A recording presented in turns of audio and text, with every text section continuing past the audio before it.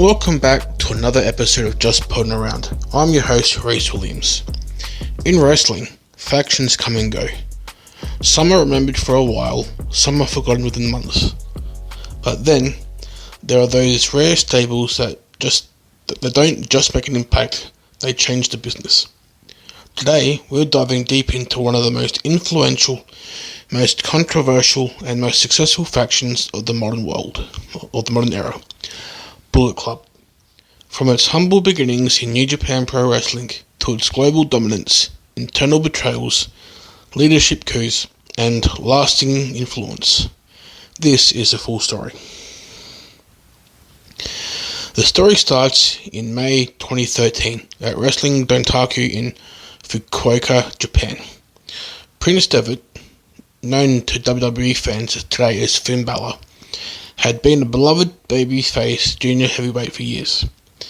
Like so many faction leaders before him, he reached a breaking point.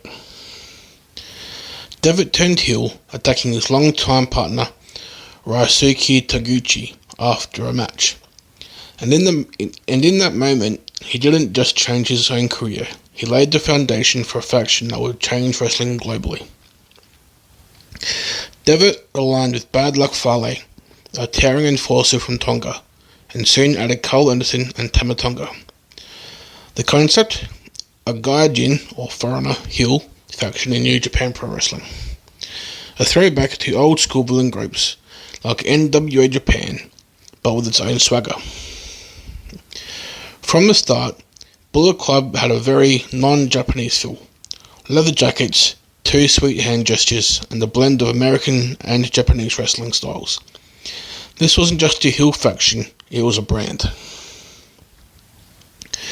Under Devitt's leadership, Bullet Club dominated the junior heavyweight division, and Devitt himself started wrestling more arrogant, cocky style, often accompanied to the ring by the entire stable. But Devitt's tenure wasn't just about titles, it was about heat. The group would interfere openly, taunt fans, and use weapons. All things that clashed with New Japan's traditional clean finishes. Japanese purists hated them, and that's exactly why it worked. Around this time, Bullet Club's Too Sweet gesture started to pick up steam with Western wrestling fans. It was lifted straight from the Click/WCW NWO days, and older fans loved the nostalgia. Devitt's run ended in April 2014 after a brutal loss to Taguchi, followed by him leaving New Japan for WWE. But by then, the seed had been planted. Just days after Devitt's exit, Wrestling Dontaku 2014 saw the shock debut of AJ Styles in New Japan. Styles immediately attacked IWGP Heavyweight Champion Kazuchika Okada, declaring himself the new leader of Bullet Club. This was a huge shift. AJ wasn't a junior heavyweight, he was a main event level star, and Bullet Club was now a heavyweight focused faction. Under AJ, the group expanded with Doc Gallows, Kenny Omega, and the Young Bucks. They dominated New Japan's title scene, collecting gold across divisions. AJ with the IWGP title, Gallows and Edison with the tag belts, Omega as junior champ, and the Bucks in the junior tag division. This was also when Bullet Club started becoming a merchandise phenomenon. The now iconic black and white skull logo shirts were everywhere, even in WWE crowds. Pro wrestling tees sales skyrocketed, and Bullet Club became a brand that was as big as some companies. AJ's departure to WWE in early 2016 could have killed Bullet Club's momentum, but it didn't. Instead, Kenny Omega staged an in-faction coup at New Year Dash, turning on AJ and declaring himself the leader. Omega shifted Bullet Club's focus back toward wrestling artistry while still keeping the rebellious, rule-breaking edge.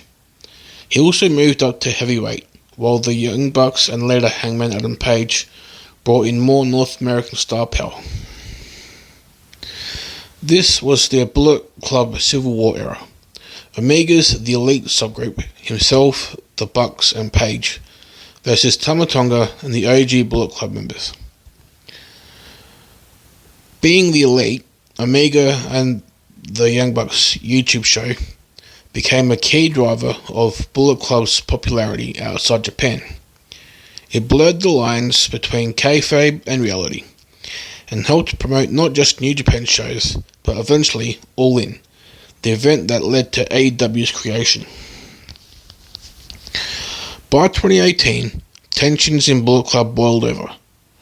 Cody Rhodes, who had joined the faction in 2016, clashed with Omega for leadership.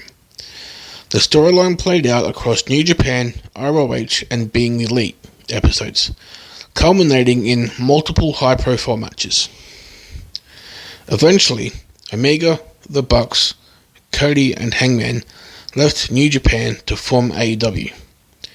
Many thought Bullet Club would collapse, but Tama Tonga and Bad Luck Fale kept it alive, bringing in Jay White as the new leader.